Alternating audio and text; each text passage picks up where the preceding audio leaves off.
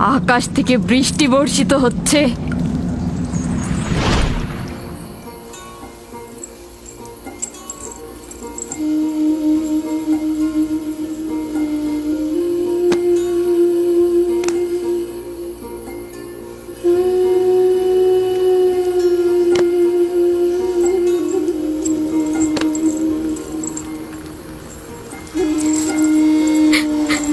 রাহেল, রাহেলা, রাহেলা, তুমি শুনতে পাচ্ছ? এই যে, রাহেল, কি করছো এসব? আরে ধোঁয়া দিয়ে জ্ঞান ফেরাতে হবে, তাহলে মা বাচ্চা মারা পড়বে। এই ধোঁয়া তাকে মেরে ফেলবে, সুস্থ করবে না।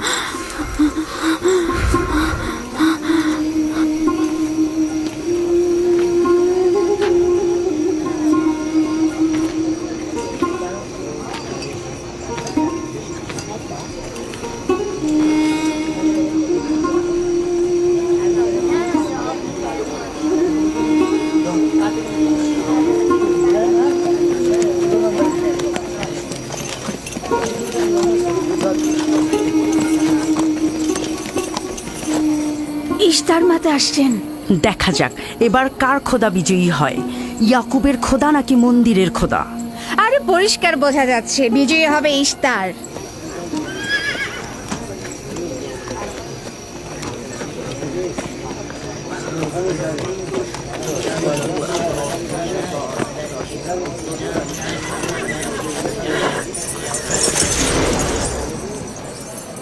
লাবান, আমার কথায় কষ্ট পেয়েছো তাই না?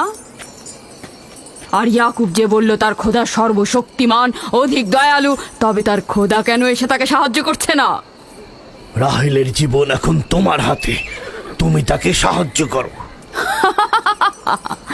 আমি কখনোই ভাবিনি যে ইয়াকুব এত দ্রুতই মহান ইশতারের শরণাপন্ন হবে। কত অবাক করা বেহুদা ও কাল্পনিক, মিথ্যা আর বাতিল চিন্তার মধ্যে মগ্ন আছো। এই বাতিল চিন্তার সত্যতা একটু পরেই তুমি উপলব্ধি করবে, যখন তোমার স্ত্রী সন্তান মৃত্যুর মুখে পতিত হবে। জীবন ও মৃত্যু সম্পূর্ণ খোদার হাতে, না ইশতারের পাথরের মূর্তির হাতে। আমি ইস্তারকে এখানে আসতে বলেছি। রাহেলের অবস্থা খুবই খারাপ। রাহেলের নিজের খোদা ব্যতীত আর কারো খোদার প্রয়োজন নেই। তুমি বের হয়ে যাও, বের হও। ইয়াকুব, আমি এখানে দাঁড়িয়ে আছি। দাঁড়িয়ে আছো কেন? বের হয়ে যাও। তোমার স্ত্রী সন্তান ধ্বংস হবে। মহান ইশতারের ক্রোধে তোমাদের ধ্বংস অনিবার্য। আমার সহধর্মিনী তোমার দয়ায় আসেনি যে তোমার বদ দয়ায় ধ্বংস হয়ে যাবে। তুমি বের হয়ে যাও। ফারদানের জনগণ, এই লোক নিজের জন্য কোনো রহম নিয়ে আসেনি এবং সে তোমাদেরও কোনো রহম দিতে পারবে না। সে তোমাদের জন্য যেমন দুর্ভিক্ষ নিয়ে আসছে, তেমনি তার স্ত্রী পুত্রের জন্য মৃত্যু ডেকে নিয়ে আসছে। অতি দ্রুতই তোমরা ইশতারের কুদরত দেখতে পাবে। তোমার কারণে আমার কন্যার জীবন যদি বিপন্ন হয়,